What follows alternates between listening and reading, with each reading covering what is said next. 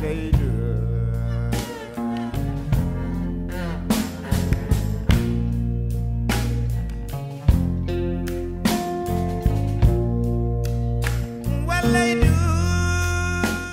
amis internautes, chers abonnés, on a encore un énorme plaisir de vous retrouver à l'occasion de votre émission, de votre podcast intitulé Dellusi.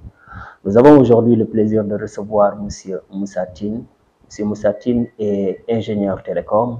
Il est aujourd'hui au sein du comité de direction de CFAO Technologies. Son témoignage est intéressant à plus d'un titre parce qu'il a eu la patience de gravir les échelons jusqu'à atteindre le niveau le plus élevé de l'entreprise, c'est-à-dire le comité de direction. Il nous racontera les circonstances de son départ en France et les circonstances également de son arrivée et de son intégration réussie au Sénégal. Suivez-nous, il nous donnera des témoignages, des anecdotes croustillantes qui vont vous permettre d'avoir un retour d'expérience intéressant pour préparer bien entendu votre retour. Bonjour à tous, bienvenue sur ce nouveau podcast. Donc aujourd'hui, on a le plaisir, comme M. Maël a dit tantôt, de recevoir quelqu'un déjà qu'on connaît parce que ça fait des années qu'on se connaît. Et que si on peut mettre vraiment un mot sur son parcours, c'est résilience. Donc on va, sans plus tarder, on va le laisser se présenter et nous dire son parcours, ce qu'il a vécu en France, qu'est-ce qui l'a déterminé à rentrer au Sénégal et le long chemin qu'il a fait pour pouvoir arriver au poste où il est actuellement. Bonjour Moussa, c'est vraiment un réel plaisir de te recevoir ici. Vraiment, on se connaît depuis des années et j'ai suivi ton parcours. Et donc là, on va te laisser te présenter pour ceux qui ne te connaissent pas, nous dire ton parcours en France, quand est-ce que tu as pris la décision de rentrer au Sénégal, et puis ce que tu as vécu au Sénégal, et puis après, au fur et à mesure, on rentrera dans le débat. Ok. Bonjour Madame Baye, bonjour Monsieur Baye. Bonjour.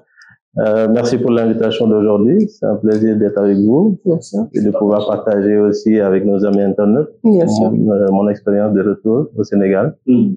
Donc alors, qui est Moussa Tine? Moussa Tine, c'est un jeune Sénégalais qui a aujourd'hui 41 ans, qui a passé une bonne partie de sa vie en France, qui a fait ses études là-bas, qui a travaillé là-bas et qui en 2014, fin 2014, a décidé de revenir au Sénégal pour apporter juste sa pierre à l'édifice. C'est sa contribution au développement de ce pays. Tu as eu le courage plus tôt que nous, qui sommes arrivés qu'il y a 2 ans. Je ne sais pas si on peut appeler ça courage, mais en tout cas, pour moi, enfin, il était temps quand même de revenir, de venir aujourd'hui participer au développement, tout simplement, développement de ce qui aujourd'hui pourra porter notre pays vers l'avant.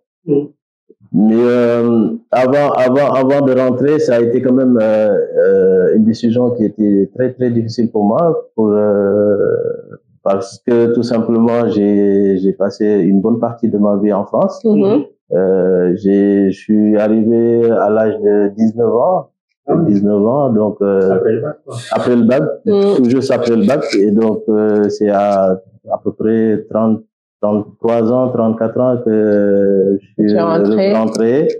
Et donc, entre-temps, il s'est passé beaucoup de choses. Donc, et c'était pas forcément une décision facile. Parce que tu étais inséré, tu travaillais. Oui, je travaillais. J'avais un cadre de vie quand même qui n'était pas forcément le même que j'avais ici. Et en plus de ça, donc, j'ai fait en fait toute l'étape adulte là-bas. Donc c'était pas c'était pas quelque chose qui pouvait se décider du jour au lendemain. Donc c'est la raison pour laquelle ça a pris beaucoup de temps, parce que c'est une décision, c'est quelque chose que j'avais commencé à réfléchir depuis 2010. Et c'est finalement en 2014, début 2015 que ça s'est décidé et que j'ai sauté le pas. Voilà. Au départ, il y avait beaucoup d'appréhension, mais à la fin, aujourd'hui, voilà, j'ai dit alhamdoulilah. Tu regardes ton parcours, toutes tes galères que tu as vécues. Bon, c'est les mêmes galères que tout le monde, hein, même si, bon, pour ma part, c'était quand même assez particulier, mais j'avoue que ça n'a pas été facile tout le temps. Il y a eu des moments on va dire, de bonheur et il y a eu aussi des moments de tristesse où ça a été quand même difficile pour moi parce que vivre en France sans avoir de famille, quelqu'un sur qui enfin compter, c'est pas quelque chose voilà qui est facile pour un jeune de 19 ans. Donc aller dans le froid également. Oui, au début, c'était, je me rappelle à mes débuts quand je venais d'arriver au Havre, avec le froid qu'il faisait là-bas, c'était pas forcément évident de se lever le matin, enfin, déjà de voir qu'il pleuvait et que, voilà, il faisait sombre et finir enfin, sa journée et voir que le temps n'a pas évolué. Est-ce qu'on peut avoir des détails sur ta vie professionnelle? Vous aviez fait quelle spécialité? Vous travaillez dans quelle entreprise, dans quel secteur? Quelles étaient les fonctions que vous occupiez? Pour mieux peut-être mettre en relief le mérite que vous avez eu de revenir au Sénégal. Bon, déjà, pour commencer, enfin, quand je suis parti en France, j'étais censé faire du génie civil au début. Donc, malheureusement, au bout d'une année, j'ai vu que c'était pas, enfin, le métier qui allait me convenir plus tard. Donc, j'ai décidé d'arrêter. Ensuite, je me suis spécialisé en génie électrique et informatique industrielle. Donc, c'est ça qui m'a même poussé à rester au Havre parce qu'au départ, enfin, j'avais voulu partir à Paris pour continuer là-bas, mais au final, donc, j'avais été accepté à l'université du Havre pour faire un DUT en génie, GE2I comme on l'appelait, c'est génie électrique informatique industriel. Et donc, après ce diplôme, j'ai eu, enfin, une prescription à l'université de Compiègne, en école d'ingénieur, mais malheureusement, j'ai pas pu y aller parce que tout simplement pour des contraintes financières. Tout à fait. Donc tout le monde sait qu'en France c'est pas facile. Donc si on n'a pas forcément un soutien derrière, c'est difficile de pouvoir subvenir à ses besoins. Donc raison pour laquelle donc j'ai dû faire fi de cette prescription et donc j'ai continué mes études à l'université de Paris 13 Galilée où j'ai fait une licence en électronique. Et donc aussi c'était une expérience assez particulière parce que bon je me rappelle toujours parce que de cette expérience en licence. Pourquoi? Parce que j'ai dû faire la licence en 2 fois. Pourquoi? Parce que au début il fallait comme je l'ai dit tout à l'heure subvenir à ses besoins, donc trouver un travail pour se nourrir, pour payer sa vie, enfin tout simplement. Et donc j'ai dû sacrifier enfin une partie de l'année pour aller travailler et enfin la seconde année valider les autres matières pour obtenir la licence en 2 ans.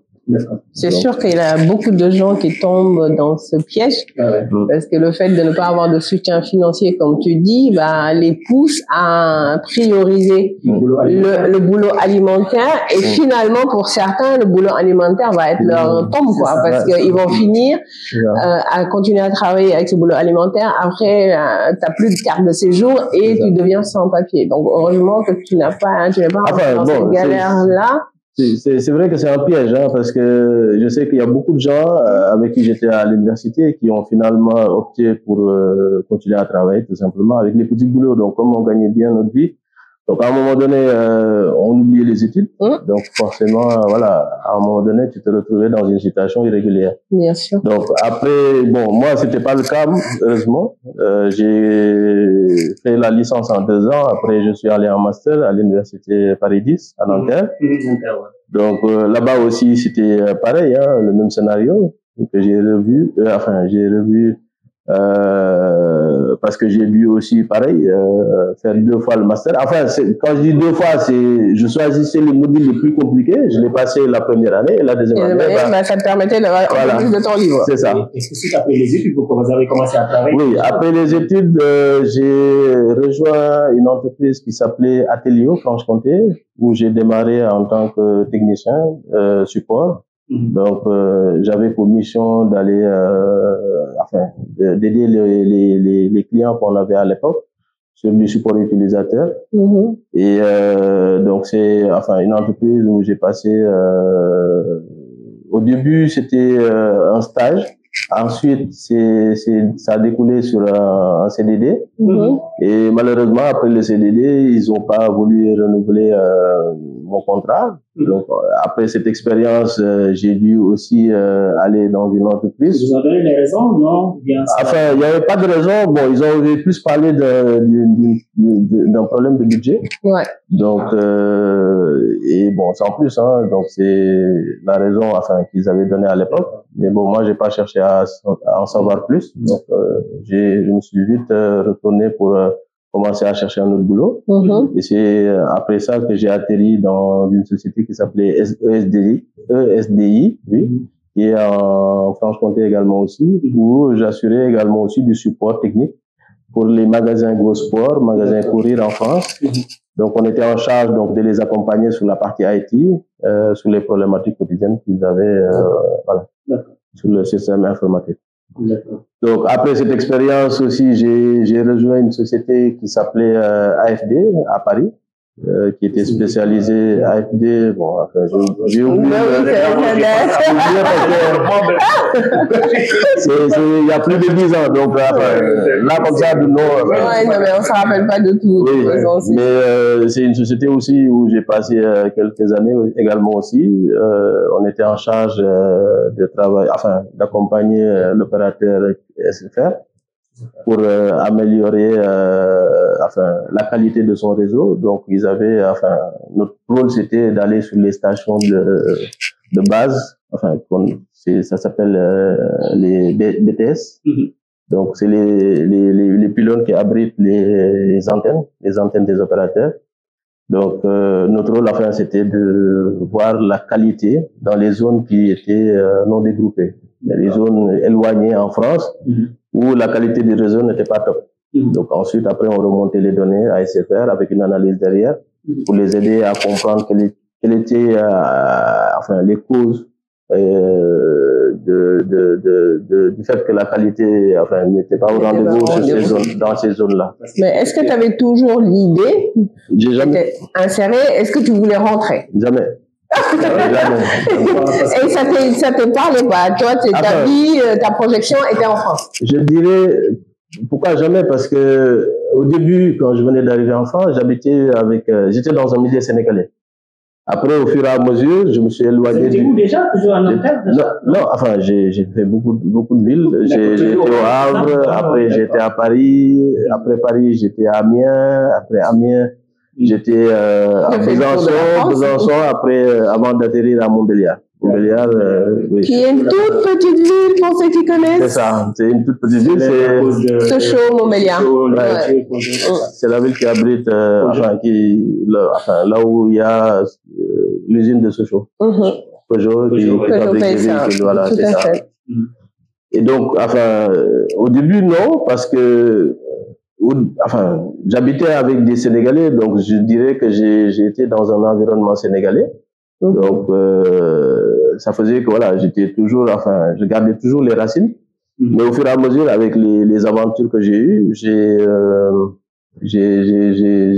plus tenté de revenir, enfin, parce que, voilà, déjà d'une, j'habitais dans un environnement où, enfin, il y avait très peu de Sénégalais, donc, je commençais à m'habituer à la vie française.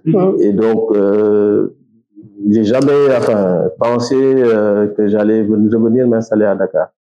Donc, c'était pas, en tout cas, une option qui était envisagée.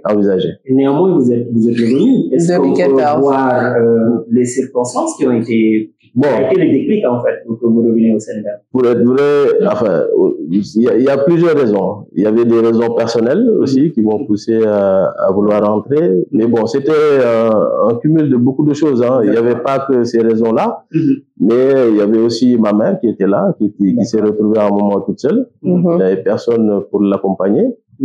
Et aussi, bon, je me suis dit à un moment donné, j'avais fait le tour du tour, parce que j'étais tenté aussi de faire l'aventure ailleurs. Tout à fait. Une raison. Voilà, mais du coup, enfin, je me suis dit, mieux vaut être chez soi que, voilà, si c'est pour être dans des situations un peu compliquées, donc je préférais revenir chez moi, essayer de, voilà, Alors, tu avais commencé à faire des candidatures, tu avais répondu à des offres, tu avais ton réseau? Pas du tout. Non, tu t'es jeté comme ça? Je me rappelle toujours quand j'ai pris mes affaires et j'ai dit à mes amis que j'allais rentrer, ils m'ont posé la première question qu'ils m'ont posée, est-ce que tu es fou?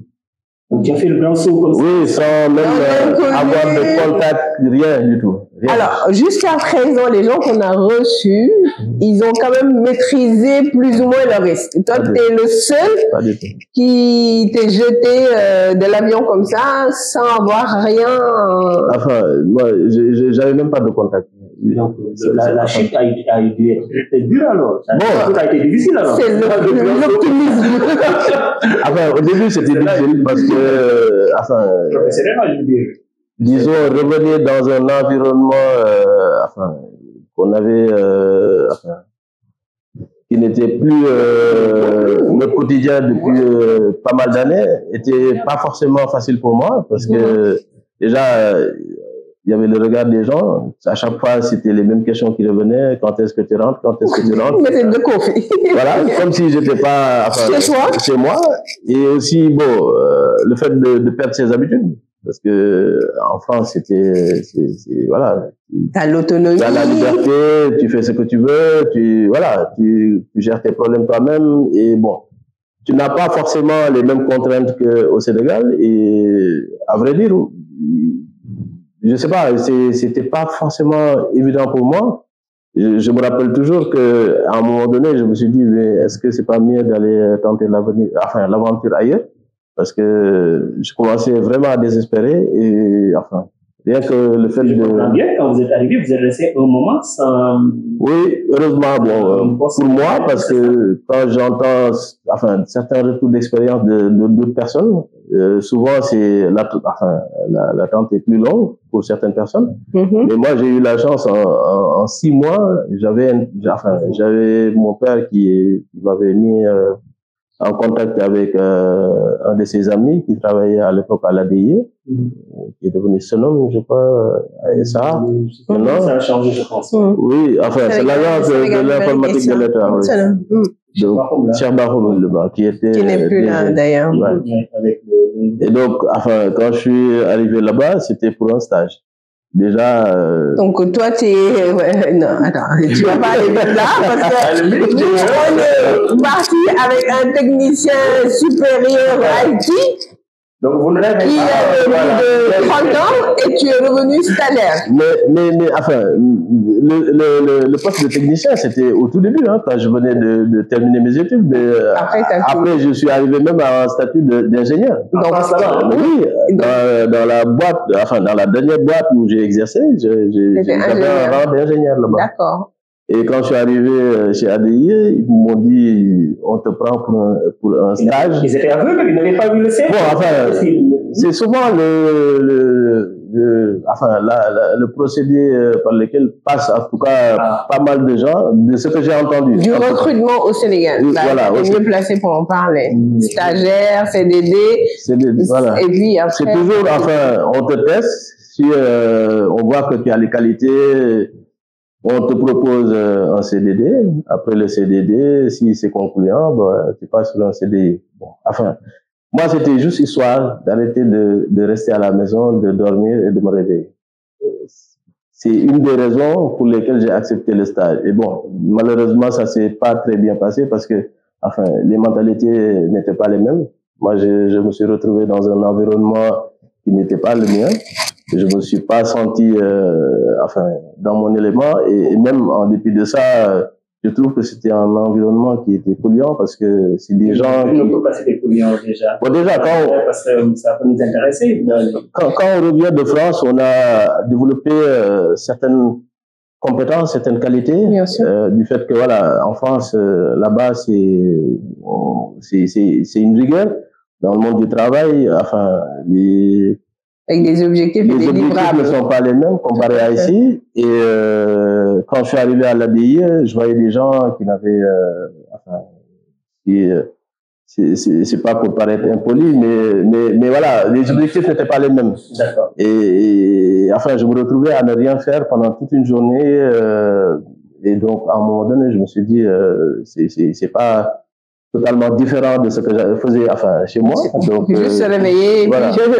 Donc, en plus, ça me coûtait cher parce que ils étaient à l'époque à Technopole, donc je devais tous les matins. Oui, voilà.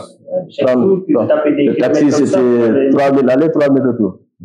Donc, ça me revenait à 6 000 francs. Et, ok, donc je disais par rapport au stage que j'ai effectué à l'ADIE, donc c'était un stage que j'ai rémunéré. Bon, c'était compliqué. Pourquoi? Parce que bon, c'était pas un environnement où, je me retrouvais du fait que voilà, il n'y avait pas les mêmes aptitudes, disons les mêmes objectifs qu'en France, et donc c'était pas l'idéal pour moi. Donc j'ai dû arrêter au bout de quelques semaines, d'un mois et demi, je pense. Et donc à la fin, malheureusement, bon, c'était un stage qui était rémunéré à hauteur de 50 000 francs par mois. Mais bon, c'était pas une des raisons qui a fait que j'ai dû arrêter ce stage. C'était très compliqué. C'était un environnement toxique et bon, où aussi en regardant dans le fond, j'allais pas forcément gagner de l'expérience ni développer des expériences. Est-ce que vous avez pris langue avec la direction de la DIE pour sensibiliser de votre situation? Oui. Pas grand-chose. Oui, je connais, dire je connaissais, c'est trop dire. Mais j'ai changé beaucoup avec le DG parce qu'il avait un objectif clair pour moi, parce qu'il voulait à l'époque mettre en place une hotline, un centre d'appel pour l'ADIE, pour l'administration sénégalaise. Aujourd'hui, je pense que ce système n'existe pas. Parce qu'aujourd'hui, quand on appelle, on tombe directement sur une personne et ça, c'est pas forcément l'idéal. Tout à fait. Il faut, pour moi, et c'est le projet que je lui avais vendu, et professionnaliser les choses, pouvoir contrôler la performance de ses équipes, également aussi voir si la satisfaction des utilisateurs était au rendez-vous. Et pouvoir traquer toutes les demandes qui venaient des agences de l'État. Parce que l'ADIE, aujourd'hui, son rôle, c'est de fournir les solutions informatiques qui permettent aux utilisateurs, à la population des agences administratives de l'État de pouvoir travailler convenablement. Mais aujourd'hui, ça c'est quand même pour la plupart des gens qui sont venus, y compris moi, c'est vraiment cette notion d'objectif, de livrable qu'on a beaucoup de mal, en tout cas nous tous qui sommes arrivés, à voir concrétiser. Parce que le temps au Sénégal est élastique. Les gens, ils prennent leur temps pour tout, alors que toi, quand tu viens avec des deadlines, avec ces soft skills qui sont, on me donne des objectifs, je les réalise dans les délais, tu embêtes. Tu embêtes les gens et à la longue, tu deviens un obstacle pour eux parce que ils ont tellement eu l'habitude de sombrer dans la médiocrité. Du coup, tu deviens une cible et tu as tous les détracteurs de l'entreprise qui viennent, qui te visent pour que tu partes. Tout simplement, tu les fais sortir de leur zone de confort. Voilà. Tout à fait. Non, mais c'est juste parce que tu les fais, et là, vraiment, tu as complètement raison, c'est que tu les fais sortir de leur zone de confort. Et maintenant, tu as quitté l'ADIE, tu as atterri où? Assez fort. Et comment ça nous intéresse déjà parce que vous avez rebondi, donc quelqu'un d'autre aurait abandonné. Donc vous avez quitté l'ADIE comme stagiaire. Et par le PIB, automatiquement, il n'y a pas eu de transition du tout. Hein. Pas du tout. Automatiquement, comment? Qu'est-ce qui s'est passé? Bon, c'était le fruit du hasard, parce que je me rappelle toujours de ce moment-là, parce que, j'étais au retour de l'ADIE, rejoindre mon père, dans un restaurant où on a mangé ensemble, et je lui disais, que moi, je me sentais plus à l'aise à l'ADIE et que vraiment, je voulais partir.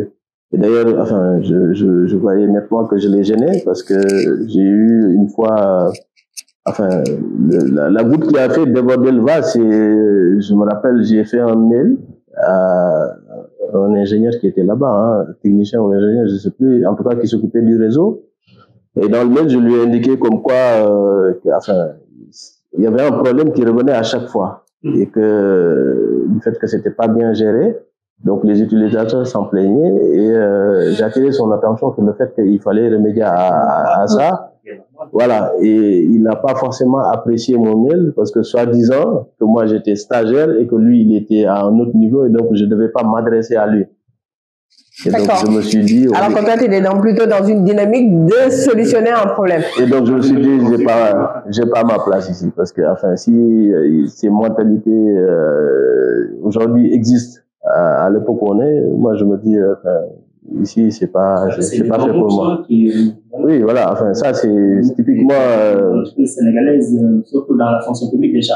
Et sache, là c'est très compliqué dans la fonction publique. Et dites-nous donc, comment vous avez eu CFAO? Bon, CFAO c'est enfin toujours par le biais de mon père, parce que enfin comme il travaillait beaucoup avec eux, il commandait beaucoup chez eux parce que à l'époque il servait au ministère de l'Intérieur, donc souvent c'est CFAO qui lui proposait des solutions IT et même télécom également aussi, et donc il avait gardé un très bon relationnel avec le directeur commercial à l'époque, avec qui il m'avait mis en contact, à qui j'ai envoyé un mail tout simplement pour lui demander un rendez-vous, parce que souvent enfin ce qui revenait souvent aussi, c'est le fait que à chaque fois qu'on faisait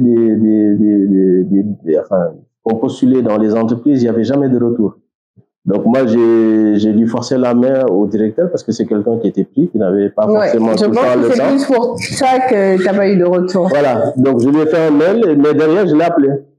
Donc, parce que mon père, enfin, il a insisté sur faire un mail, je lui ai dit, donne-moi quand même son numéro parce que... Il a tout à l'heure. Il a, à mon avis, 10 millions de mails à gérer en journée. Donc, si, enfin, je lui dis pas que c'est moi, il va pas traiter le mail. Et bon, il va voir le CV, après, il va le mettre de côté. Et là peut-être, je vais marcher sur les plateformes de mettre le logo Moulin de Fatiné. Est-ce que vous êtes en train de dire aux gens de la diaspora que le relationnel, le réseau, c'est important. C'est important. C'est très important ici. Pour s'intégrer. C'est ce qui change de ce qu'on a l'habitude de voir en France. Ici, c'est plus le relationnel qui marche. Et bon, on le vit au quotidien. Dans tout, les gens le voient un peu le relationnel de manière un peu péjorative parce qu'ils disent un peu il faut avoir le bras long, la théorie du bras long, c'est un peu péjoratif pour s'intégrer, etc. Est-ce que là, vous êtes en train de le valoriser, c'est bien? Avant, il fallait le bras long. Mais aujourd'hui, il faut le relationnel avec l'expérience et la compétence. Tout à fait. Moi, je confirme ce que tu dis. Seul le relationnel ne suffit pas. Ouais. On peut avoir le relationnel, mais si on n'a pas la compétence, ça se voit directement. Oui. Les entreprises ont plutôt, et je suis complètement d'accord avec toi, aujourd'hui, les entreprises ont plutôt, aujourd'hui, ils attendent la rentabilité, le retour sur investissement. Si le collaborateur n'est pas bon, même ton réseau, tu peux être le fils de Macky Sall, enfin je dis Macky Sall, mais quelqu'un d'autre aussi. Surtout qu'en plus, quand je suis arrivé, CFAO est une multinationale aujourd'hui qui est dirigée par des Français, parce que le management est toujours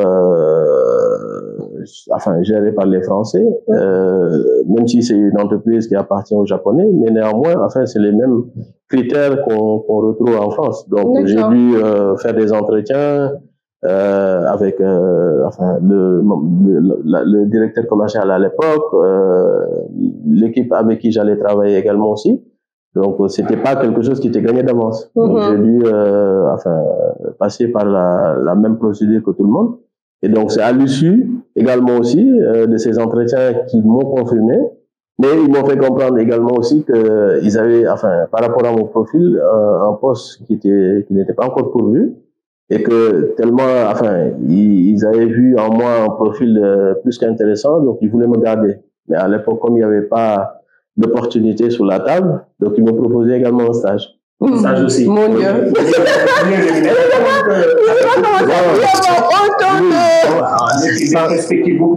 Je ne sais pas si 150 000 c'est bien rémunéré. C'est déjà pas mal. En tout cas, voilà, c'est mieux qu'à l'ADI. Voilà.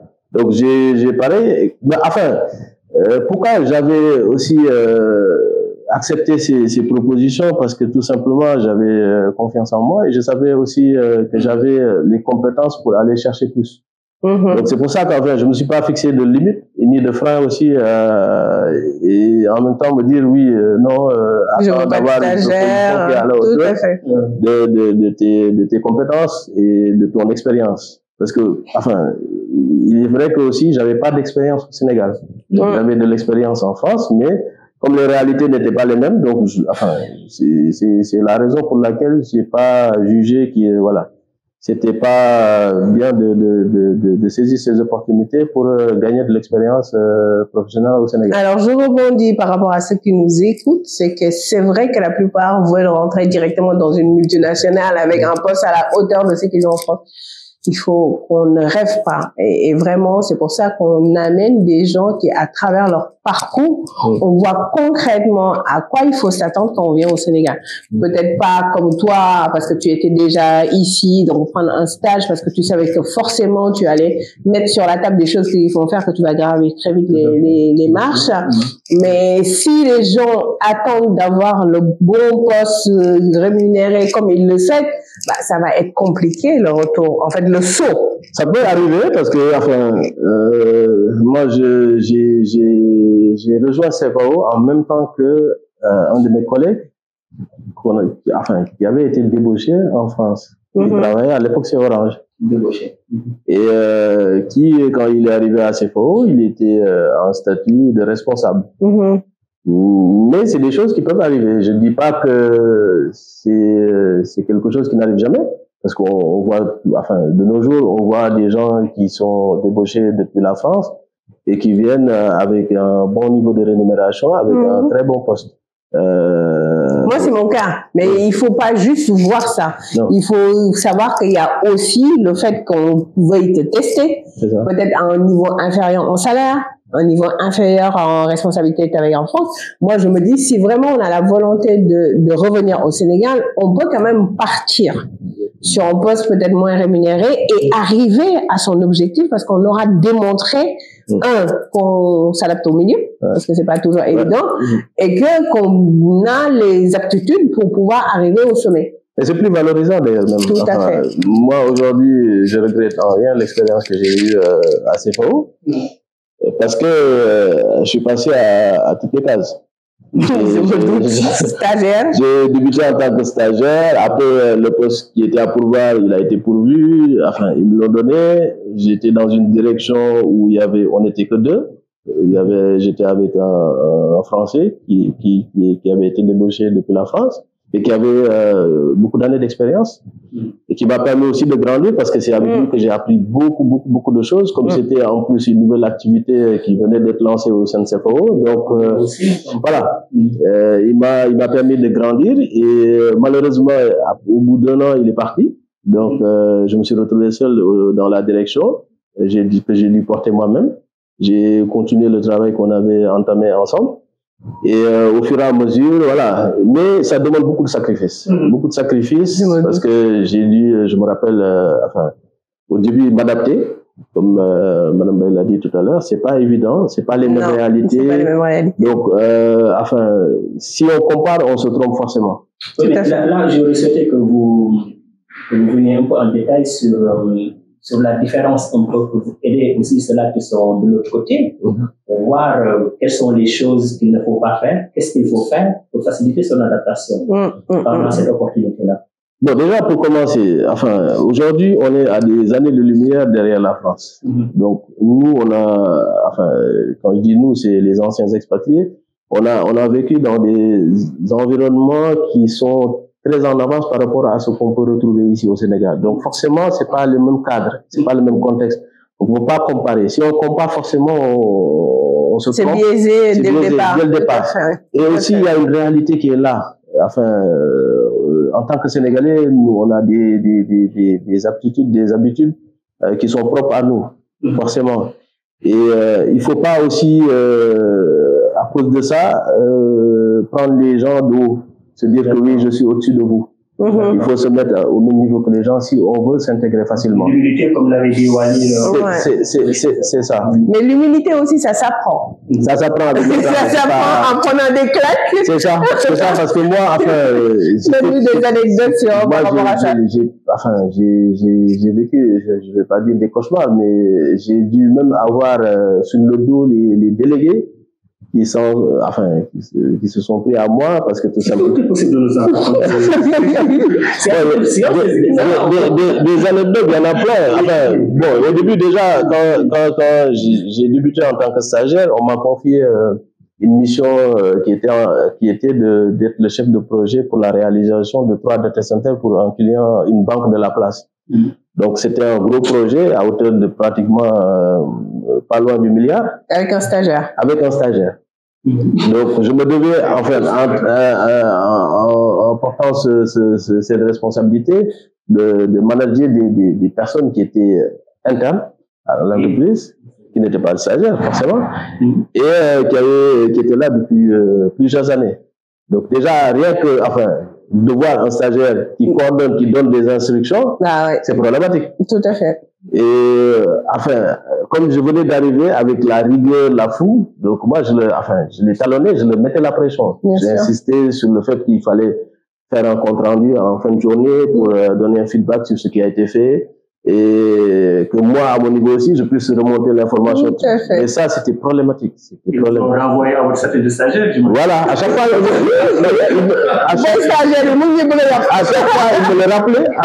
il me rappelait que tu étais qu'un stagiaire, donc limite-toi à ton périmètre. Mais bon, après, moi, c'est...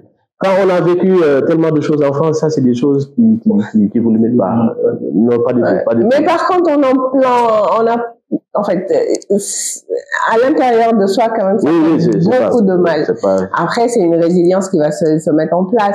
Mais quand on vient, que les gens disent non, et le mot que tu as utilisé, c'est le même mot que je vis au quotidien, c'est on nous met la pression. C'est ça.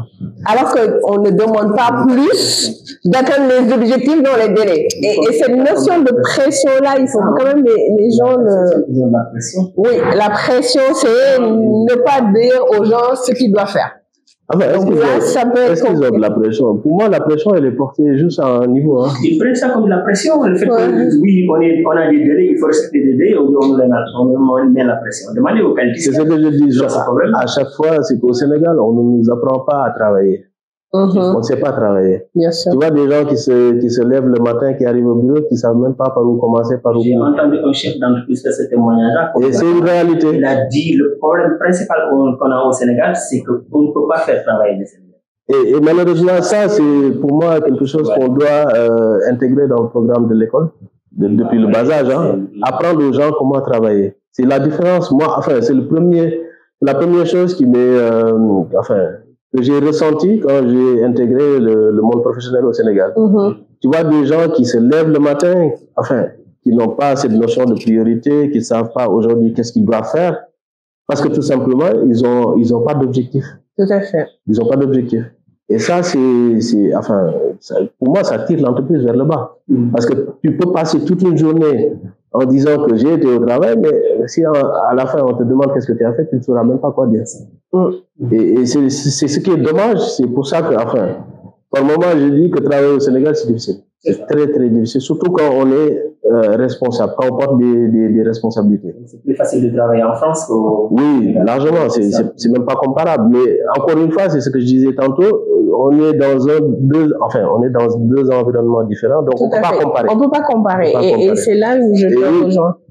Ils sont à des années de lumière devant nous, forcément, parce que, voilà, on n'est pas encore au même niveau. Et c'est là où il y a tout ton apport. Parce que, étant donné que tu connais autre chose, même si tu vas avoir des épreuves, même si, après les gens vont venir te remercier. Pourquoi? Parce que tu les as tirés vers le haut. En tout cas, certains vont te remercier parce que tu les as tirés vers le haut et que tes managers savent que tu atteins tes objectifs et on peut te faire confiance et on peut te faire donner de nouvelles responsabilités. Donc, j'imagine que ça a été un peu aussi ton cas. Oui, ça a contribué. Pourquoi? Parce que, déjà, je suis un enfant du pays. Je connais les réalités, quoi que l'on dise. Je suis quand même sénégalais. Et le fait aussi d'avoir eu cette expérience de France, m'a permis aussi de pouvoir apporter cette touche créative. Et également aussi de pouvoir transférer le message que nos dirigeants qui ne connaissent pas forcément nos réalités, voulaient faire passer au personnel. Bien sûr. Et je pense que c'est ça aussi qui a beaucoup joué sur l'évolution que j'ai eue. Parce donc, que c'est une sorte de traducteur, quoi. En quelque sorte, on peut dire ça comme ça. Parce que j'ai eu quand même des managers qui... Enfin, parce qu'à l'époque, dans le fonctionnement de CFAO, les postes de responsabilité étaient portés par des expatriés. Oui. Enfin, quand je dis expatriés, c'était des Français qu'on avait ramenés ici, qui forcément n'arrivaient pas au bout de leur mission parce que quand on n'est pas du pays, on a beaucoup de mal déjà à s'intégrer, à comprendre les réalités, parce que quelqu'un qui a toujours vécu en France, qui connaît que la France, qu'on ramène dans un pays où les gens forcément n'ont pas cette notion de rigueur.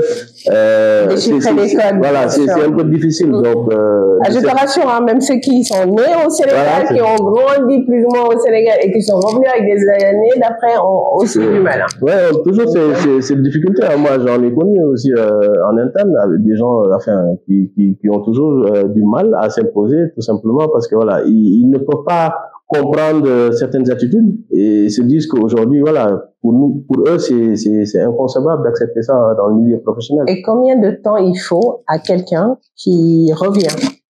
Ça, c'est souvent une question qu'on pose à nos invités.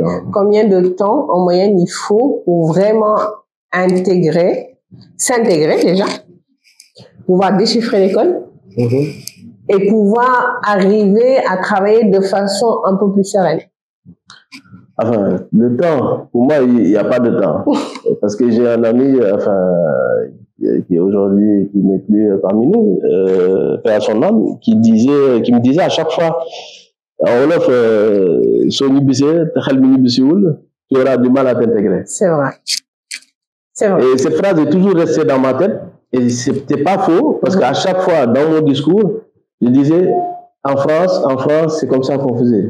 Je me disais à chaque fois, mais on n'est pas en France. C'est vrai, c'est vrai. On est au Sénégal. C'est vrai. Donc, oublie la France. Tu es maintenant au Sénégal. Donc, moi, je me dis, enfin, c'est pas une question de temps, c'est une question de mindset. Du moment où on se dit, on est chez soi, forcément, pour moi, après, les choses viennent facilement. Maintenant, le temps, c'est à l'infini, hein, parce que pour, en tout cas, s'imposer, mettre en place des choses, c'est sur la durée. C'est pas quelque chose qui se définit dans le temps. De votre posture de stagiaire privilégié des équipes, vous avez très vite les échelons. Est-ce qu'il y avait eu un mentor? Est-ce qu'il y a quelqu'un qui vous a fait confiance? Oui.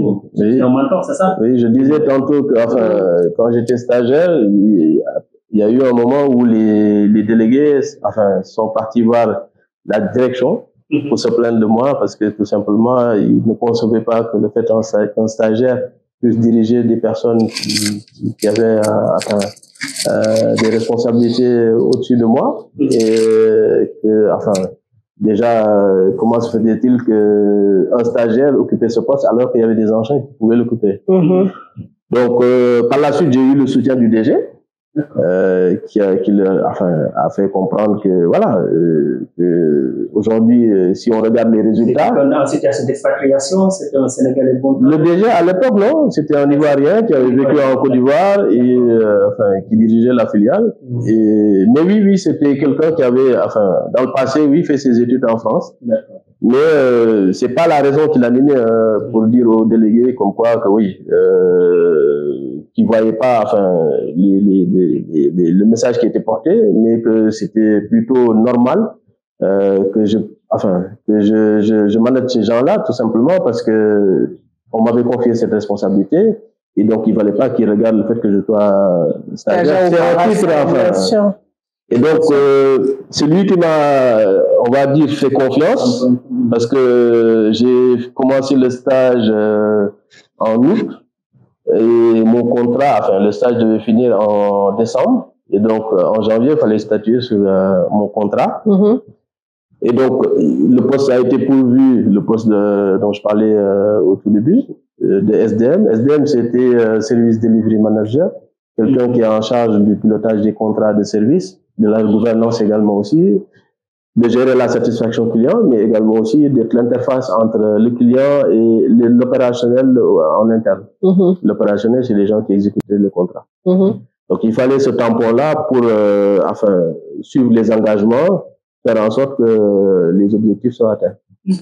Donc, c'est lors de cette mission que j'ai aussi eu le soutien de mon ancien directeur qui, au bout de l'année, est parti parce qu'on formait tous les deux la direction des opérations infogérance. L'infogérance, enfin, c'était un nouveau métier qui avait été lancé par CEPO, qui consistait à dire aux clients, nous on s'occupe de tout, vous vous occupez de rien. C'est-à-dire aujourd'hui, comme le client n'est pas spécialiste dans le domaine, donc il n'a pas à gérer ce domaine. Donc le mieux c'était de confier à un prestataire, quelqu'un qui est du métier, de gérer pour lui. Et à la place de payer une redevance mensuelle avec des engagements forts en termes de résultats.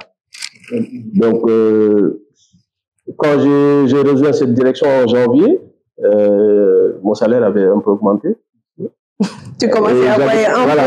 J'étais en CDD aussi. Donc, je commençais à me dire voilà, que ma situation avait quand même beaucoup amélioré. Hein, et je précise que j'étais marié à l'époque aussi. J'avais pas encore d'enfant et donc j'avais ma mère qui était là également aussi. Donc, mais bon, on va dire voilà, les choses se sont fait normalement. Donc, j'ai évolué en tant que SDM. C'est un poste que j'ai écouté au bout de 2 ans et demi. Ensuite, dans une discussion comme ça, à tout hasard, hein, je me rappelle toujours, c'était un soir, en fin de journée. Donc, j'avais un point avec la direction où je devais leur faire un bilan de tout ce qui avait été fait au sein de la direction, parce que l'ancien directeur était parti. Donc, dans une discussion comme ça, il m'a posé la question, parce qu'on avait quand même en interne une activité qui était difficile à gérer, où à chaque fois qu'on mettait un responsable, il avait du mal. Et c'est une activité qui était rentable et qui apportait beaucoup à faire parce que c'était du récurrent. Donc ça, si c'est à évaluer, c'était à hauteur de plus de 50% du chiffre d'affaires. D'accord. Et donc, au fil de la discussion, parce que j'étais censé lui présenter enfin, le bilan de l'activité que j'ai gérée à l'époque, il m'a dit, enfin, est-ce qu'on peut remettre le point à demain? Je lui ai dit oui, pourquoi pas. Mais je m'étais donné beaucoup de peine à préparer le support. Et donc, en même pas 15 minutes, il m'a dit, est-ce que c'est possible de remettre le point? Je me suis dit, avec tout le travail que j'ai fait, j'ai passé des nuits blanches pour préparer le document parce que c'était un bilan annuel. Donc, à peine même 15 minutes, il m'a même pas écouté. Il est sur son téléphone. Il m'a dit, on remet le point au lendemain. La frustration. Bon, j'ai dit, c'est pas grave. Enfin, comme c'est quelqu'un qui m'a toujours porté, qui m'a toujours défendu auprès des autres. En plus, c'est lui le directeur général. Je me suis dit, bon, c'est pas grave. Peut-être, voilà, il a des obligations, contraintes qui font. Parce que bon, faut pas oublier que la pression était énorme sur son dos aussi. Donc, bon, j'ai jugé que c'était pas, en tout cas, quelque chose qui, voilà. Donc, le lendemain, c'est lui-même qui m'a rappelé. Il m'a rappelé, il m'a dit, écoute, hier soir, enfin, déjà, je m'excuse, parce que quand tu as fait ta présentation, je t'ai pas écouté, parce que j'avais une idée en tête. Et l'idée, c'était, est-ce qu'aujourd'hui, je peux te confier la responsabilité de l'activité qui était, enfin, une contrainte pour lui, parce que il avait du mal à maîtriser les coûts, et même ce qui se faisait dans cette activité. Parce que donc, je n'avais pas écouté parce qu'ils avaient une décision derrière. Il avait déjà en tête quelque chose derrière. Et donc, enfin, quand il m'a fait la proposition, je lui ai dit, bon, de me laisser le temps de y réfléchir parce que je m'y attendais pas du tout. Et donc, après, bon, moi, j'étais toujours animé par, enfin, un état d'esprit, c'est... Moi, je fonce dans tout, en fait. Tu as complètement raison. Je réfléchis pas trop, parce que la vie, elle est courte, et en plus, bon, comme c'était une opportunité, moi, je ne rejette jamais les opportunités.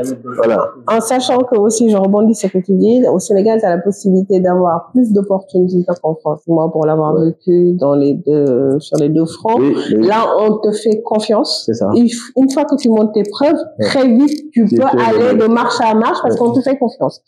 Une fois que la confiance est installée, tes managers peuvent te confier des missions que tu n'aurais même pas espéré pouvoir animer en France. C'est ce qui s'est passé, enfin, en réalité. Et, encore une fois, bon, moi je rends grâce à Dieu, hein, je me dis que peut-être c'est la volonté divine, hein, mais c'est vrai que j'ai fait beaucoup de frustrés en interne parce que quand je suis arrivé, j'ai trouvé beaucoup de gens là-bas. Il y avait quand même un parcours, on va dire, meilleur que celui que moi j'avais eu, hein, très honnêtement. Et pourtant, voilà, ils n'ont pas eu cette chance, comme moi. Et donc, c'est pour ça que déjà, d'une, je me disais que je ne refuse pas d'opportunités venant de la direction. Tu n'avais pas le droit de refuser. Et comme, enfin, c'est quelqu'un qui m'avait toujours accompagné, donc à chaque fois, c'était oui, on y va. Moi, je prenais la peine d'essayer. Moi-même, j'ai rencontré beaucoup de difficultés. Parce que déjà, dans mon équipe, il y avait un délégué du syndicat. Ah oui. Une fille, une femme, oui. Une femme plutôt, qui avait fait plus de 30 ans à CFO. Ouais. Et qui n'acceptait pas le fait que, voilà, je sois manager, parce que j'étais plus jeune, bon, avec des caractères, pour moi, qui ne sont pas à considérer. Mais, pour ces raisons, et le fait que je ne connaissais rien au métier. C'était de la location de système d'impression, quelque chose que je ne connaissais pas, je ne maîtrisais pas. Et donc, du coup, elle pensait que j'allais plomber l'activité parce que du fait que j'étais novice et j'y connaissais rien, en fait. Mais c'est là où aussi, j'ai fait beaucoup de sacrifices et beaucoup de nuits blanches parce que j'ai passé pratiquement 6 mois où j'ai fait focus. Je me suis, je suis retourné. Voilà, je suis retourné à l'époque estudiantine où j'étais nuit et jour en train d'apprendre, de comprendre. J'ai exigé même à l'époque au DG de m'envoyer quelque part, à Abidjan dans une autre filiale, pour essayer de comprendre cette activité, comprendre ce qui s'y faisait. Parce qu'en interne, ça n'allait pas être évident et les gens n'allaient pas être coopérés. Ah non, ils vont pas t'aider, ça c'est sûr. Voilà. Parce que ce que vous dites là, moi, ça c'est intéressant. Si vous aviez à résumer ça en termes de tuyaux à donner à ceux-là qui sont de l'autre côté et qui peut-être peuvent entamer cette étape-là. Vous avez parlé d'humilité, vous avez parlé de saisir les opportunités, certainement beaucoup de sérieux. Et quoi d'autre en termes de tuyaux? Bon, il y a aussi la confiance en soi. Parce que pour moi, quand on a vécu en France, c'est sûr qu'on a fait face à beaucoup de situations difficiles. Tout à fait. Et moi, c'est partant de là que je me dis aujourd'hui, je peux pas vivre pire qu'au Sénégal. Donc, à chaque fois qu'il y a un défi qui se met devant moi, je le saisis avec tranquillité. Et je me dis que je vais y arriver et je me donne les moyens pour y arriver. Est-ce que vous pensez que ce serait possible si vous n'aviez pas le mentor que vous avez eu et la confiance du DG? Est-ce que vous auriez gravi les échelons aussi rapidement? Moi, j'aurais dit oui. Hein. Même si c'est la question ne veut pas dessiner. Tu as répondu en disant la confiance en soi. Pour moi, c'est vraiment ça. Peu importe, excuse-moi, après tu répondras. Mais peu importe, pour moi, celui que tu as en face, tant que tu as la confiance en toi, tu sais où tu veux aller, tu y arriveras. Et certainement, je pense que c'était le cas. C'est ça, c'est ça. Pour moi, bon, les mentors, c'est des gens qui t'aiguillent. Qui te facilite le chemin, si possible. C'est tout simplement ça. Qui te facilite le chemin, mais pour moi, tout vient de nous. Donc, et les expériences qu'on a eues dans notre vie, c'est ça qui aujourd'hui nous servent de mentor. Bien sûr. C'est ça qui nous dirige vers la réussite, en quelque sorte. Certes, il y a des gens qui apportent leur contribution à ça, mais pour moi, c'est plus quelque chose qui vient de nous-mêmes. Parce qu'à la fin, c'est nous qui décidons. Bien sûr. Ça, finalement, vous ne regrettez pas du tout d'être revenu. Moi, ce que je regrette, c'est de ne pas être rentré plus tôt. Alors, pourquoi le Sénégal est nettement mieux que la France? Déjà, même aujourd'hui, pour partir en France, pour rester en France, quand je suis allé il y a quelques mois, en novembre dernier, j'ai eu beaucoup de mal parce que je me suis posé la question même, comment j'ai fait pour pendant tout ce temps-là, pendant tout ce temps. Et c'est aujourd'hui la question vraiment que je me pose. Hein. Et quand je revois mes amis qui sont là-bas, franchement, j'ai de la peine pour eux. Hein, parce que, je vois qu'ils sont dans une routine qui va les conduire à ne pas s'épanouir, ne pas avoir, ne pas atteindre les objectifs qui se sont fixés depuis le départ. Et malheureusement, à chaque fois que je discute avec un d'entre eux, c'est comment je fais pour sortir, de cette prison où je me suis mis tout seul. Tout à fait. Parce qu'ils sont contraints parce qu'ils ont des femmes, ils ont des enfants. Donc, forcément, pour rentrer, c'est difficile. Alors là, moi, je rebondis. Nous, on l'a fait. Femmes, enfants, on a saisi l'opportunité, on est rentré et on ne regrette toujours pas. Mais vraiment, et je pense que pour rien au monde, je retournerai en France. Mais enfin... Parce que la vie est en ce qu'elle est, mais aujourd'hui, au regard de tous les avantages qu'on a, les appartements beaucoup plus grands, on est chez soi. J'imagine, tu pourras nous dire d'autres choses qu'aujourd'hui qui font que tu n'iras plus en France. Non, mais déjà, rien qu'à un certain âge, il faut commencer à se poser les questions. Qu'est-ce que je vais devenir demain, après la retraite? Tout à fait. Et c'est malheureusement des questions que les gens qui vivent là-bas ne se posent pas parce qu'ils sont tellement en train de courir derrière le bien-être, l'argent. Du coup, ils y pensent pas forcément. Et enfin, ce que je vois d'ailleurs même aujourd'hui, tu as des gens qui ont une bonne situation en France, qui vivent bien, qui ont un bon travail, mais malheureusement, il y a des gens qui ont nulle part où aller. Ils sont obligés de partir à l'hôtel ou d'aller se goinfrer dans des chambres avec leurs frères ou etc. Donc, enfin, et c'est quelque chose auquel il faut penser.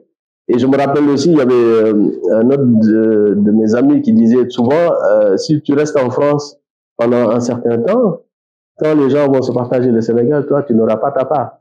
Ah ouais. Et c'est maintenant qu'il faut rentrer. Vraiment, c'est maintenant qu'il faut rentrer. Et il y a ça, et le fait que aussi, si on reste en France pendant autant d'années et qu'on rentre à un certain âge, ce sera difficile de trouver un emploi parce que on aura du mal à trouver un emploi qui peut nous rémunérer à hauteur de nous, des espérances qu'on aura.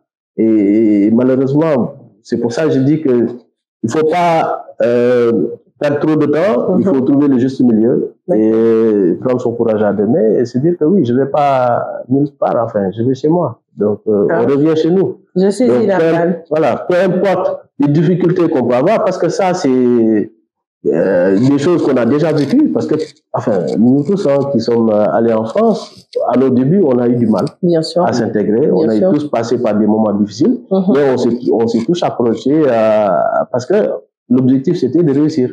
Donc, ça va être de même au retour également aussi, avec moins de contraintes, moins de difficultés. Parce que tu es chez toi. Parce que tu es chez toi. Alors Moussa, je vais terminer par une question. Aujourd'hui, vous êtes vraiment parmi les décideurs de l'entreprise, vous êtes au CODIR. Je dirais que je suis parmi les gens qui ont plus d'expérience. Parce que j'ai quand même, mine de rien, fait 9 ans là-bas, depuis mon retour. Dire à ceux-là qui sont de l'autre côté, parce que je m'adresse à ces gens-là, que vous avez gravi les échelons jusqu'à devenir CODIR. On peut graver les échelons, ça a été au CODIR. Oui, tout à fait. C'est le privilège inter pares, comme on dit. C'est ça. Qu'est-ce qui a été décisif dans ça? Qu'on vous porte au niveau du CODIR, qu'on vous dise oui, maintenant vous faites partie du cercle. De l'instance dirigeante de la montagne. Voilà. Bon, il y avait plusieurs raisons. D'une, bon, moi j'ai toujours, été rigoureux dans ce que je fais. Parce que bon, il faut savoir également aussi que nous on a des parents militaires, donc côté rigueur, c'est l'éducation qu'on a reçue depuis qu'on est jeune. Donc ça c'est quelque chose que j'ai apporté et également aussi l'innovation.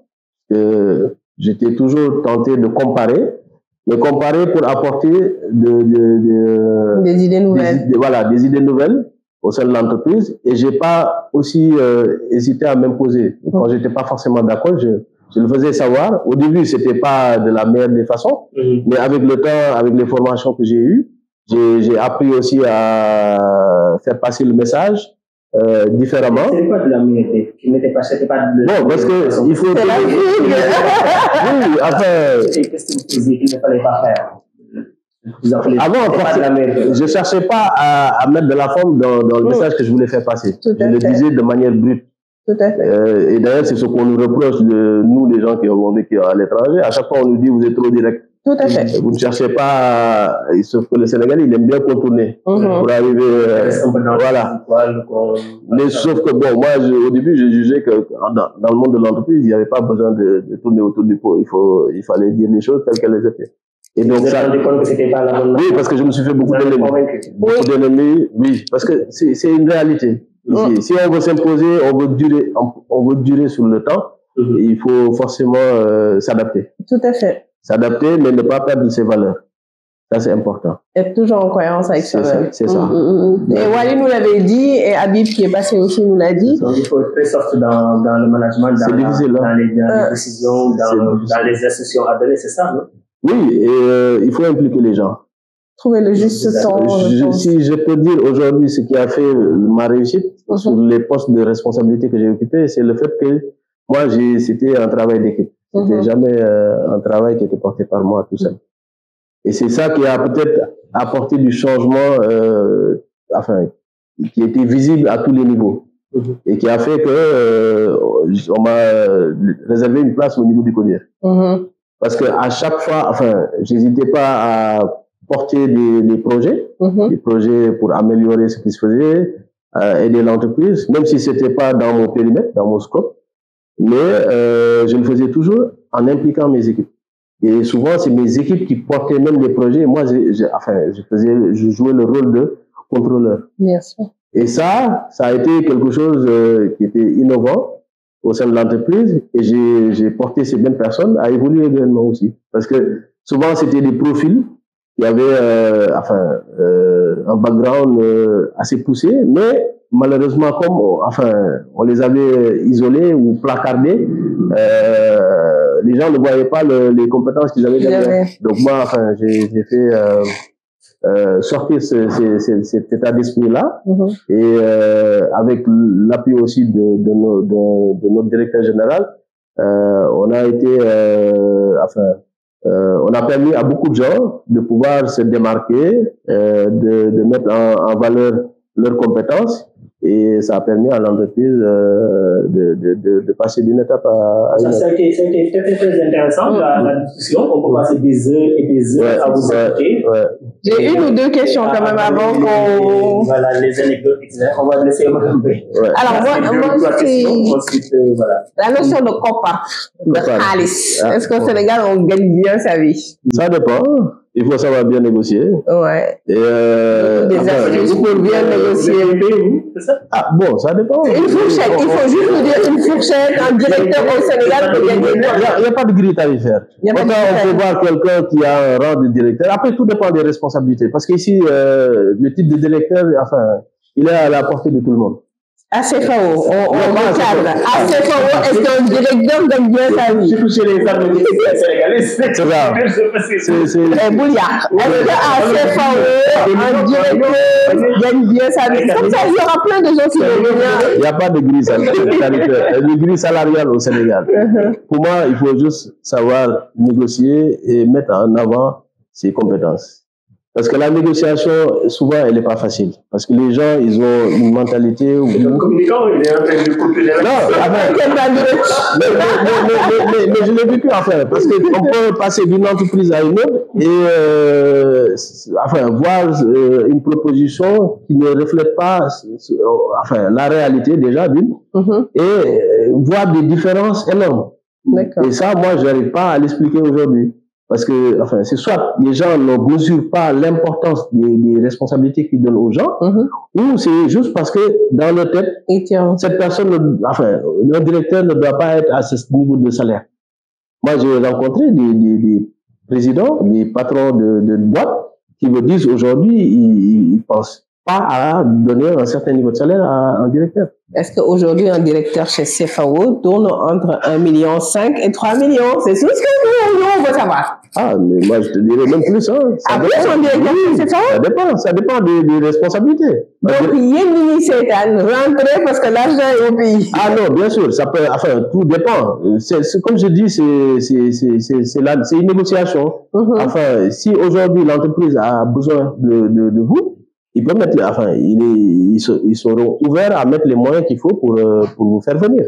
Tout dépend de ce que vous allez leur apporter. Et moi, j'ai vu des gens qui ont bien négocié leur niveau de salaire et avec plein d'avantages derrière et qui sont rentrés. Oui. Donc, réfléchissez à ça. Si regardez sur le site de CFAO et avec les différentes filiales, et puis envoyez vos candidatures spontanées, à ce moment-là, vous pouvez négocier avec les ressources humaines. Oui, il ne faut pas forcément se dire en tête que oui, je vais retrouver le même niveau de salaire qu'en France. Oui, non, on est d'accord. C'est pas la même chose. Mais on peut arriver sur le long terme à un niveau de salaire qui soit supérieur à ce qu'on gagne en France. Ça, c'est sûr et certain. Et bon, enfin, le niveau de vie n'est pas le même, donc voilà. Ça peut être très bénéfique, avantageux pour la personne. Et en termes de qualité de vie familiale, par rapport à toi qui as vécu en France, mais bon, tu n'étais pas marié en France, là tu es reparti, tu as vu des amis à toi avec leurs femmes et enfants. Aujourd'hui, comparativement, qu'est-ce que tu vas leur dire que tu as les plus que tu as au niveau du Sénégal? Bon, il y a plein de choses. Hein. Déjà, le cadre là. Le cadre, oui. Le cadre n'est pas le même. Enfin, aujourd'hui, on a toujours cet esprit de famille, de solidarité. En France, il n'y a pas de solidarité. Chacun reste chez soi. Même si tu meurs chez toi. Bien sûr. Ici, c'est pas comparable. Enfin, on retrouve l'environnement familial. On peut aller chez les gens, discuter.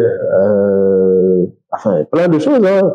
Moi, déjà, le fait de sortir du froid, ça, c'est déjà quelque chose. Vraiment, le fait de sortir du froid. Du froid et aussi, bon, l'aspect relationnel aussi. Les gens sont plus accueillants, souriants, même si, bon, côté sincérité, il y a beaucoup de choses à faire, beaucoup de choses à faire. Mais ça, c'est le masla et la teranga sénégalaise qui sous-tendent tout ça. Ouais. Mais ce qui est bien aussi au Sénégal, et j'en vais en terminer là, c'est que même si tu as des problèmes, tu vas sortir, quelqu'un va avoir plus de problèmes que toi, que finalement tu vas oublier tes problèmes même.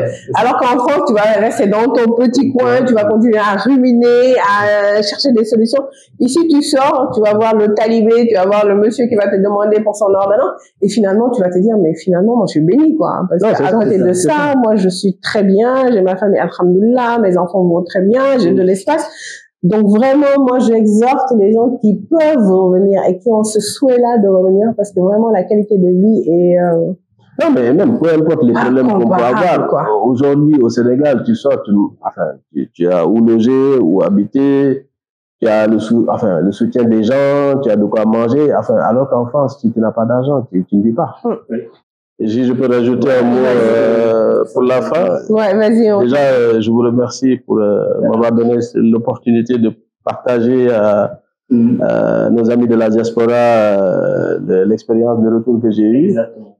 Et ce que, enfin, je voulais juste leur laisser comme message, c'est tôt ou tard, il faut rentrer. Donc, mieux vaut rentrer plus tôt qu'après, que plus tard. Et peu importe, tout ce qu'on peut imaginer ou appréhender comme difficulté, pour moi, il faut franchir le pas. Il faut franchir le pas et avoir confiance en soi-même. Parce qu'aujourd'hui, c'est ça qui pourra être l'élément déterminant pour la réussite de demain. Bien sûr. Donc, pour moi, on n'est pas chez nous. Donc, chez nous, c'est le Sénégal. C'est au Sénégal et c'est ici qu'on a notre place. Tout à fait. Donc, voilà. Tu ne peux rien faire. Argent, c'était le mot de la fin. Le mot de la fin. En tout cas, on le remercie beaucoup. On a été très content de ce témoignage. C'est moi qui vous remercie. Voilà, de cette séance que nous avons passée. On a vu vos paroles. Ça a été croustillant avec des anecdotes. Bien sûr. Donc, chers internautes, chers abonnés, nous vous invitons à nous suivre davantage. Il y aura d'autres témoignages encore. Et ça, on vous remercie sincèrement. Merci à vous aussi pour cette invitation. Vous avez ouvert votre cœur, vous nous avez parlé sincèrement, que Madame Baye peut en témoigner. Donc, nous remercions aussi nos invités, nos internautes, les abonnés de nous avoir suivis. On vous promet de revenir avec vous. Avec des femmes bientôt, parce que jusqu'à présent, c'est que des messieurs, donc là... Pour d'autres témoignages qui vont vous aider à mieux comprendre le Sénégal et à mieux préparer votre retour.